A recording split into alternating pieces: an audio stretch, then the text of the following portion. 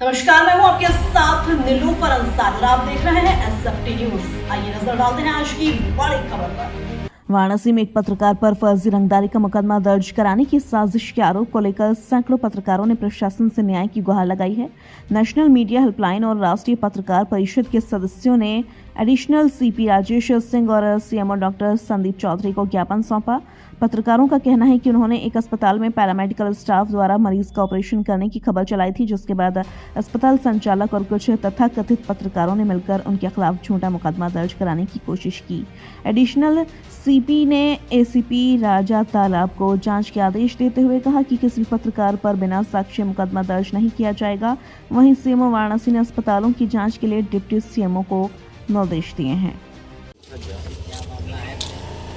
अपना परिचय बताइए। मेरा नाम एस.के. श्रीवास्तव, विकास राष्ट्रीय अध्यक्ष नेशनल मीडिया हेल्पलाइन। क्या मामला है जो आज आप लोग सीएमओ ऑफिस आए हैं, पूरी प्रकरण बताइए। 23/10/2025 से लगातार एक उदय अर्पित हॉस्पिटल जलालपुर जनसा के पास जो है पेट्रोल पंप के सामने हॉस्पिटल है, उसका ऑनर जो है श्रीमती रीता वर्मा है और जो डॉक्टर के नाम से रजिस्ट्रेशन हुआ है आरपी सिंह और श्रीकांत पटेल के नाम से रजिस्ट्रेशन है।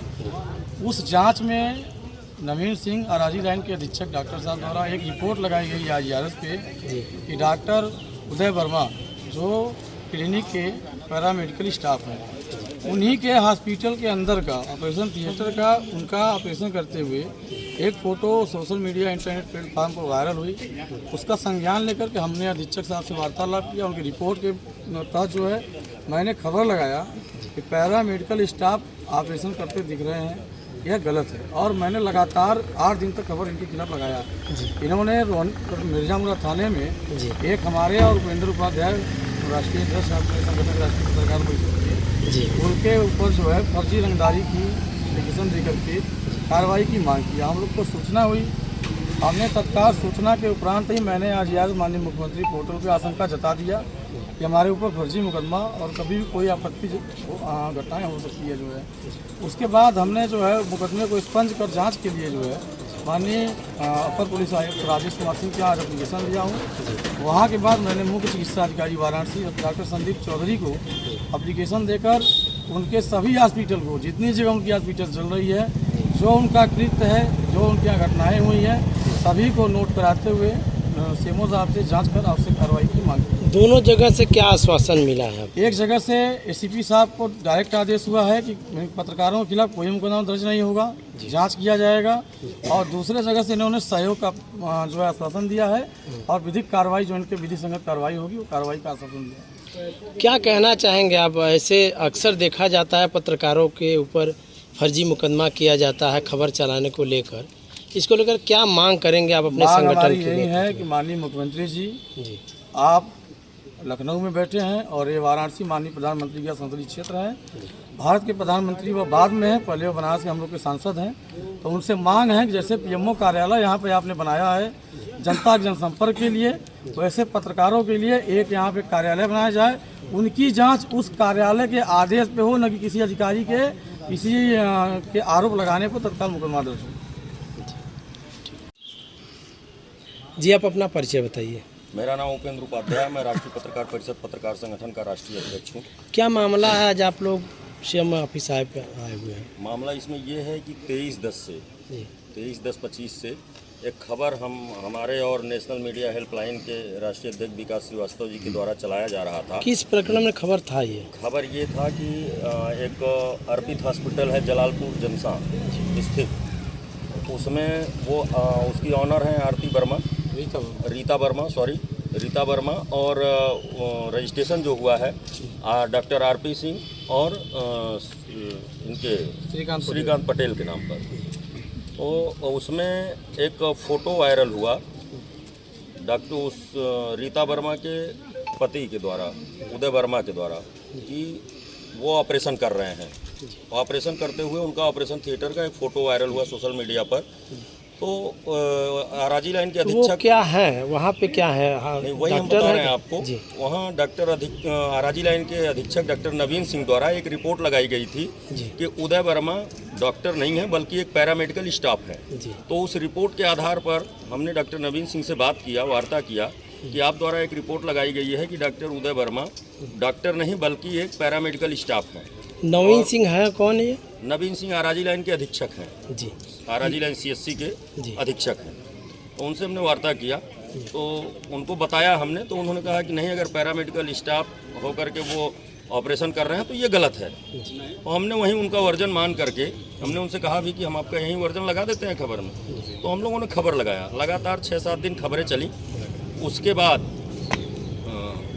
2 दिन पहले उदय वर्मा ने मिर्जामुराद थाने में मेरे खिलाफ और नेशनल मीडिया हेल्पलाइन के राष्ट्रीय अध्यक्ष विकास श्रीवास्तव के खिलाफ एक प्रार्थना पत्र दिया मिर्जामुराद थाने पर कि हम लोगों ने उनसे रंगदारी मांगा।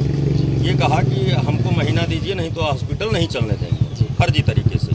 उसमें कुछ लोगों ने, जबकि अभी प्रार्थना पत्र का जांच ही चल रहा है, ACP रायतला महोदय से भी बात हुई, उन्होंने कहा कि अभी जांच की कार्रवाई चल रही है, लेकिन पुलिस विभाग ने उसको पुष्ट नहीं किया। उसके बाद भी कुछ लोगों ने फर्जी खबर भी चलाया हम लोगों की छवि को धूमिल करने के लिए, सामाजिक क्षति पहुंचाने के लिए।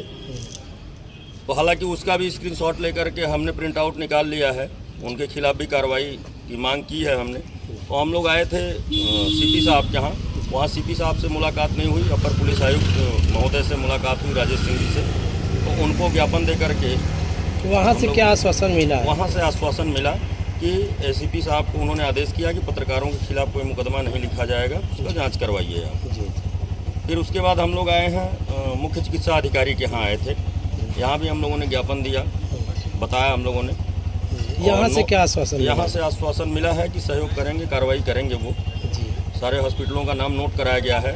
और पत्रकारों को मैं एक चीज़ और बता दूं, हो सकता है हमारे सभी पत्रकार भाइयों को ना पता हो, अभी लेटेस्ट सुप्रीम कोर्ट की एक रूलिंग आई है। हमारे एक पत्रकार भाई ने वहाँ याचिका दायर की थी, अभिषेक उपाध्याय जी ने। तो उनके याचिका पर सुप्रीम कोर्ट ने एक निर्णय दिया है कि खबर चलाने को लेकर के किसी भी पत्रकार के ऊपर कोई मुकदमा दर्ज नहीं किया जाएगा।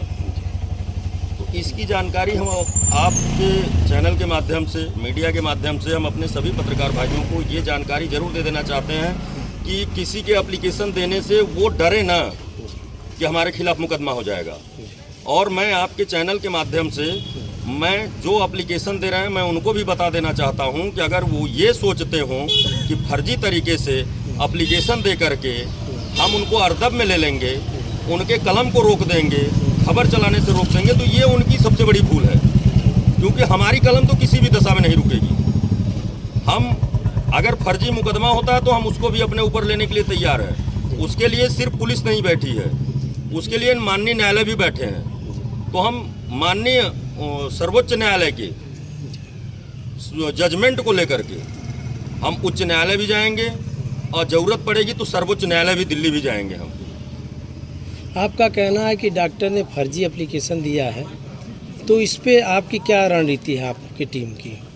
हमारी कोई रणनीति नहीं है जी। क्योंकि अगर जांच में आपने निष्पक्ष पाए जाते हैं तो आगे का क्या करें? उसके बाद हम मुकदमा लिखाएंगे उनके ऊपर, मानहानि का दावा करेंगे जी। उसकी तैयारी हम कर चुके हैं जी। और हमने मांग किया है उसमें कि उनके संस्था पे, उनके हॉस्पिटल पे CCTV कैमरा लगा हुआ है। जी। अगर हम रंगदारी उनके हॉस्पिटल पर मांगने गए हैं तो हम CCTV फुटेज में आए होंगे। अगर हम CCTV फुटेज में नजर आते हैं तो हमें दोषी मानकर हमारे खिलाफ मुकदमा लिख दिया जाए, मुझे कोई आपत्ति नहीं। या फिर हम उनको कभी फ़ोन किए हों, दो ही तरीके से हम रंगदारी मांग सकते हैं, या तो उनके संस्थान पे जाएं या तो फिर हम उनको फ़ोन करके मांगें। तो अगर हम फ़ोन किए होंगे तो उनके मोबाइल पे हमारा नंबर गया होगा, पुलिस CDR निकलवा ले। अगर CDR में हमारे द्वारा फ़ोन किया गया पाया जाता है तो भी हम अपने आप को दोषी मान लेंगे, हम कबूल कर लेंगे कि हम दोषी हैं। लेकिन अगर ये चीज़ें नहीं पाई जाती हैं तो फर्जी तरीके से अगर हम लोगों के ऊपर मुकदमा लिखा जाएगा तो हम माननीय उच्च न्यायालय का दरवाज़ा खटखटाने के लिए बाध्य होंगे और जो मुकदमा लिखेगा उसे भी हम न्यायालय में पार्टी बनाएंगे। फिलहाल के लिए इस खबर में इतना ही। देश और दुनिया से जुड़ी हर खबर देखने के लिए हमारे चैनल SFT न्यूज़ को लाइक करें, सब्सक्राइब करें और हाँ, वीडियोस को शेयर करना ना भूलें। नमस्कार।